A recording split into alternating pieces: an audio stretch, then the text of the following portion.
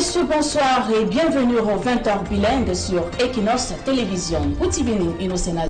Bonsoir, Clarissa. Good evening to you as well, dear viewers. Thanks for joining us in this edition of the 8 p.m. bilingual newscast on Quinoxe Television this Sunday. In our major stories, families or relatives of fallen soldiers in the northwest region have expressed their wish for the armed conflict to come to an end and for normalcy to reign. The saddened relatives were speaking during a ceremony to pay tributes to soldiers who were killed by armed separatists while fighting to protect Cameroon's unity and territorial integrity.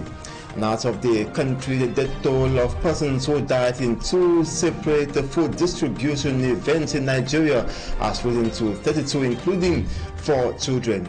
The recent update was given by the Nigerian police. And Chadian authorities have given up to December 31 for Paris to withdraw its troops from its base in Germany. This is contained in a communique addressed to Paris by the Chadian authorities recently. Those were headlines. À la une de ce journal, préparatifs des fêtes de fin d'année au marché Tombelle dans la région du sud-ouest. Bien que les étals soient bien fournis, l'ambiance est morose en raison des prix exorbitants des denrées alimentaires et de certains articles. Les détails à suivre au cours de ce journal. Il y a du nouveau en ce qui concerne la promotion du droit humanitaire au Cameroun. Une convention signée entre l'université de Yaoundé 2 et le Comité international de la Croix-Rouge consacre l'intégration du droit humanitaire dans les programmes d'enseignement et de recherche. Voilà pour les titres.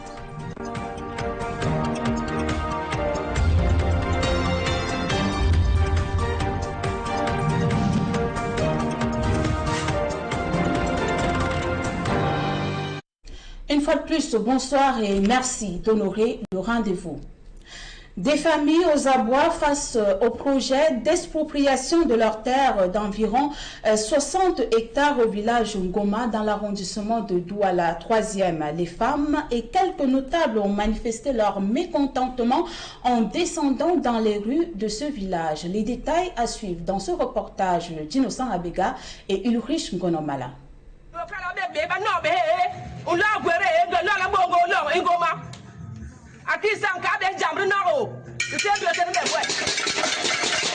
Un cri de détresse lancé aux autorités ainsi qu'à l'opinion nationale. Ces femmes de la famille Logdienne et soutenues par certains notables du village Ngoma disent avoir été expropriées d'une parcelle de terrain d'un peu plus de 60 hectares de leur titre foncier 34 430 Barvoury établi en 2004. Nous avons été informés que le chef, Sa Majesté Bakala, a eu à sortir 2 titres fonciers datant du 15 novembre 2024.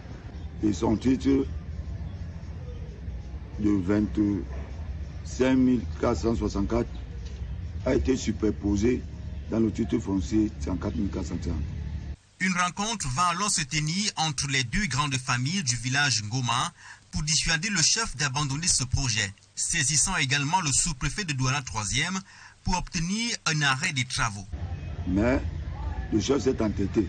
Les femmes, les notables et les hommes du village sont allés ce mardi pour bloquer cette opération. Le chef a ordonné au groupe de nous laisser.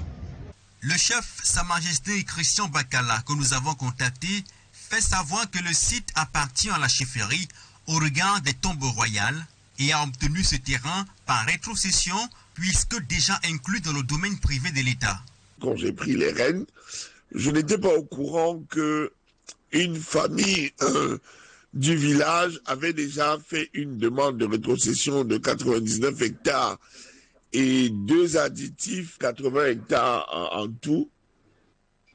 Seulement, le ministre n'a pas validé les additifs. Donc, le litige vient du fait que la famille a vendu tous les 99 hectares et a vendu tous les 80 hectares. C'est la deuxième fois que la famille Logdieng voit ce terrain attribué à quelqu'un d'autre. Le 7 mars 2024, elle avait obtenu l'annulation d'un titre foncier établi par une autre grande famille du village sur le même site.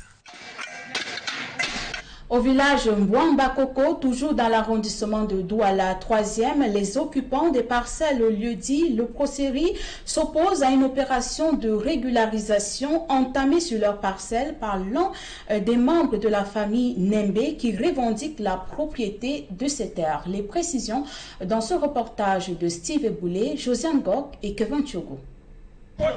Dans les ruelles du village Mbouamba-Koko, au lieu-dit Les Procéry, des habitants pancatamment dénoncent la spoliation des terres acquises depuis quelques années maintenant auprès de la communauté villageoise. Ils m'ont donc fait comprendre que je ne suis pas concernée dans leur titre foncier.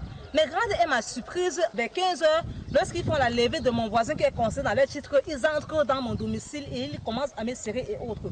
Alors qu'ils tentent en vain de régulariser leurs différentes parcelles auprès du domaine et les affaires foncières, ces occupants, une soixantaine de familles environ, se disent surpris des titres fonciers désormais délivrés au profit d'une famille. Nous nous demandons comment est-ce que ça se passe dans cette république, qu'en bout d'un mois, qu'un seul individu arrive à obtenir 10 titres fonciers sur le domaine privé de l'État en un laps de temps, connaissant bien la procédure au Cameroun. Nous avons par 2 reprises, je dis bien, perdu les dossiers dans le cabinet du ministre. Et 2 commissions ministérielles sont descendues sur ce site pour vérifier la véracité et normaliser notre situation.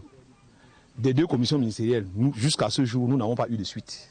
Pour le représentant de la famille Nembe, qui se revendique la propriété de ces plus de 2 hectares, l'occupation des parcelles querellées s'est faite de façon illégale et anarchique. L'État va affecter les 300 hectares au village des lépreux qui étaient déjà là-bas. Et parmi les familles qui avaient perdu leur terrain, il y a ma famille qui est la famille Nembe. Donc, depuis 2020, nous faisons des revendications pour dire à l'État que nous voulons que les terres qui nous ont été prises, qui n'ont pas été utilisées, nous soient recoursées. Et appelle les occupants autour de la table en vue des négociations. Un accord pour pouvoir tout au moins se régulariser vos mises en valeur, c'est-à-dire ceux qui ont les maisons, nous leur garantissons que personne ne sera chassé ou personne ne sera détruit. Mais certains ne l'entendent pas de cette oreille. Même après les séances de travail tenues avec les autorités administratives, la famille Nembe se targue de la rétrocession. Les habitants, eux, crient à la prédation foncière. 70 dossiers de demande de gré à gré sont logés au ministère du Domaine et des Affaires foncières. Nous vous le disions, un titre préparatif des fêtes de fin d'année au marché Tombelle dans la région du sud-ouest. Malgré les étals bien fournis, l'ambiance reste morose en raison des prix élevés des denrées alimentaires et autres articles. Le regard tourné vers les autorités, les populations espèrent un changement avant la fin de cette année. Les précisions dans ce reportage de Janine Yonta et La Fleur Signée. Marché de Tombelle à 4 jours des fêtes de fin d'année. Ici, les prix des produits de première nécessité comme le riz, l'huile d'arachide et les volailles ont fortement augmenté, rendant difficile l'accès à ces denrées. Cette année, on ne sait pas quoi dire parce que ce n'est pas facile. La fête là, on ne sait même pas parce que rien ne donne. On ne s'en sort pas. 1 kilo de riz à Tombelle, c'est 950 000 francs. C'est fort. Si c'est ce que tu vois à 800, ça va partir coller dans la mamie. Le prix du poulet varie entre 7 000 et 15 000 francs CFA. Un tarif inabordable pour beaucoup de familles. Et quand on taxe 15 000 là, tu regardes la main, tu vois 5 000. Et tu as au moins 5 à 6, 7 enfants à la maison. Tu dois faire comment? Et le kilo de viande est comment? À 3 000, 3 500. Est-ce qu'on doit s'en sortir? Depuis le matin que je suis arrivé, on n'a même pas encore pris une tête. Je suis là comme ça, j'attends encore les clients.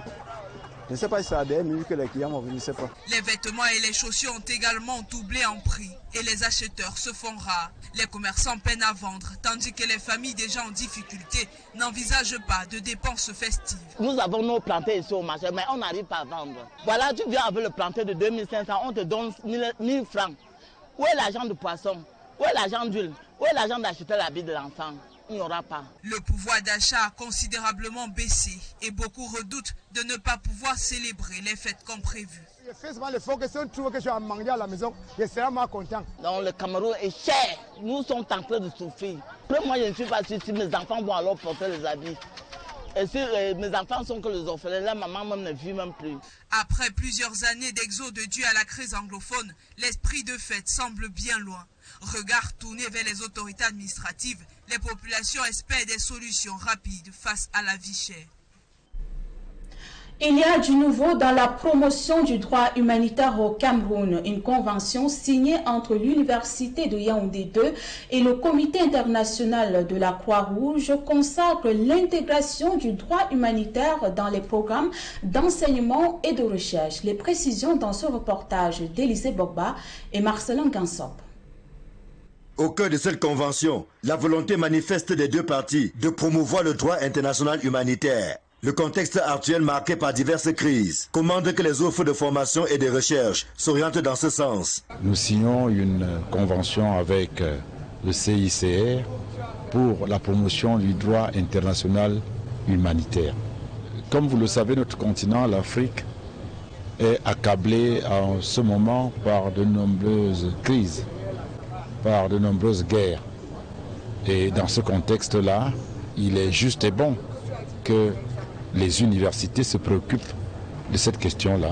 Pour le représentant du Comité international de la Croix-Rouge, il est plus qu'important aujourd'hui que le droit international humanitaire occupe une place de choix dans les programmes d'enseignement et de recherche, notamment en cycle doctoral à l'Université de Yaoundé 2. Nous espérons que par ce partenariat, l'Université de Yaoundé 2 pourra être le réceptacle d'un enseignement du DIH qui soit mis en avant et encouragé auprès des étudiants, pour que ces conventions de Genève qui visent le respect de l'humanité dans le cadre des conflits armés et des autres situations de violence soient de plus en plus respectées à l'avenir. Séance tenante, le CICR a procédé au transfert de son fonds documentaire à la bibliothèque du Centre d'études et de recherche en droit international et communautaire, logé à l'Université de Yaoundé 2.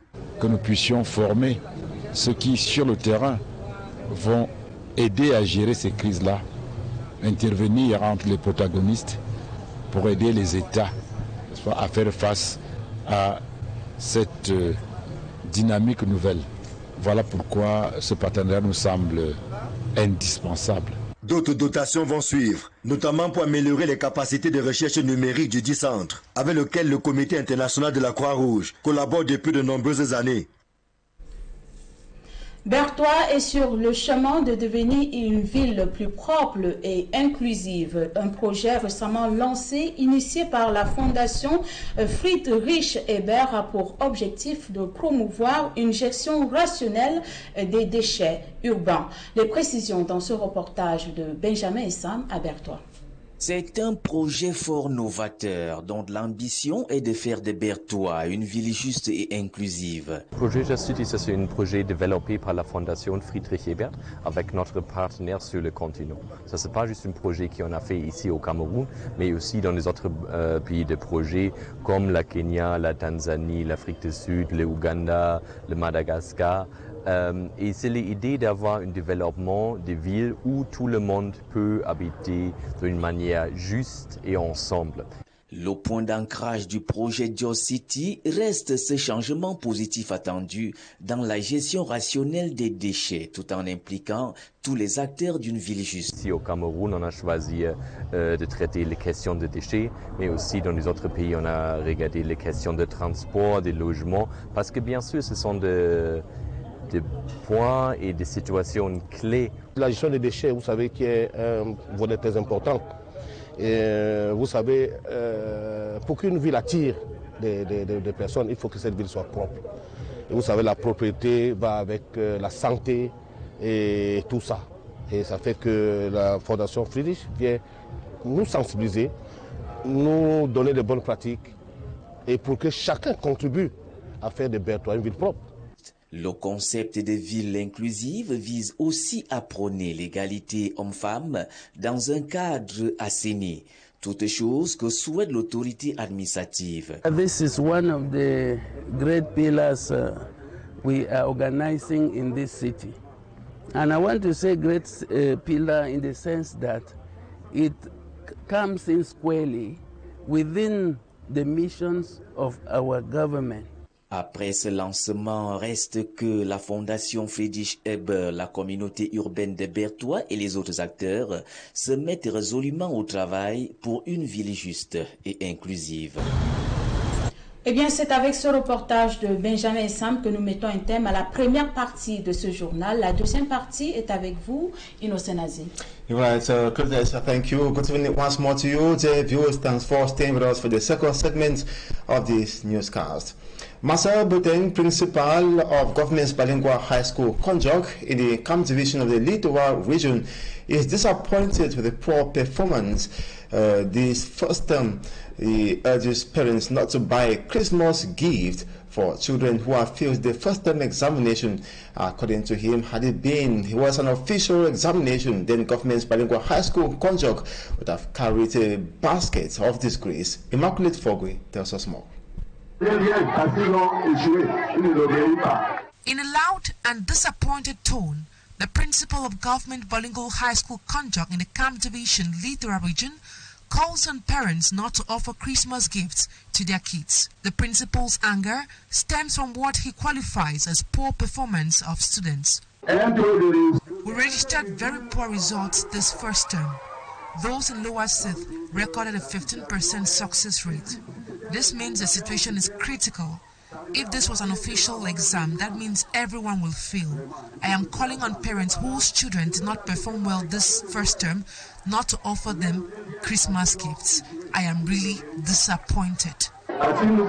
Explaining the causes of their poor performance, the principal outlines reasons that implicates both parents and the learners themselves.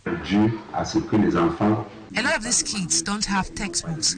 Can you imagine that out of 68 students in the classroom, just 4 of them have mathematics textbooks? Another reason is that most of these students don't come to school every day. It's not magic. They need to work hard. He, however, encourages students to work harder, considering that most of them will engage in official examinations at the end of the academic year. In the same vein, students who proved outstanding in their classes from both the Anglophone and Francophone section were awarded cash prizes. Despite payment of the sum of 20 billion francs CFA to workers of the Cameroon Development Corporation by the state, representing 56% of salary arrears owed them by the states, the workers of the Cameroon Development Corporation say this is not solving any matter. According to them, this money has already been spent on debts and bills. Details in this report by Rex Afong in Boya. After several months of toiling without reward, workers of the Cameroon Development Corporation, the CDC, can now have part of their overdue payment. The Minister of Agriculture and Rural Development, Gabriel Mbairobe, has held a meeting with the workers' associations and top management of the company to explain to them how attentive the government is to the crisis plaguing the CDC. All the workers, those who have submitted their bank account, will receive their money for Christmas and for the end of the year. And this is the first disbursement, about 20 billion. And next year, the remaining money will be paid to the workers. Though this is not the first time a promise is being made to the workers, some of them believe it will be fulfilled this time. Promises like this have not been made by the Minister of State in charge of Agriculture, which is our supervisory body. Promises have been made by people that don't have the statistics at hand, people that cannot give us a word that we can depend on. But we believe that this time a father has come to make a firm declaration and meet his children, and we can count on that. Because it has come out from the mouth of the General Manager and the Minister of Agriculture. We are very, very certain about it. While these remain optimistic, other workers at the base say this money given now had long been spent in debts. What they are receiving now may not even be enough to settle their numerous loans.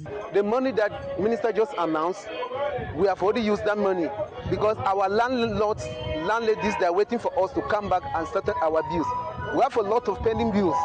So that money that the minister is announcing, we are just telling the minister, Mr. Minister, that money we have already used it. We are just waiting to take the money and settle our bills. Our problem now should be regular payment of salary, because it is from that regular payment of salary that we can really engage in that work, knowing that at the end of the month you will receive a salary and you can do something. In the days ahead, the employees will be able to cash out about 56% of their salary. As the situation in the two English-speaking regions of the country continues to deteriorate, we're talking about the security situation. Many continue to nurse hope, expectations that normalcy returns and the war ends. These are mostly sudden relatives of soldiers who died while fighting separatist fighters to protect Cameroon's territorial integrity and unity. Stella, our Northwest Regional correspondent, spoke to some family members of soldiers who died while fighting for the state. She compiled this report.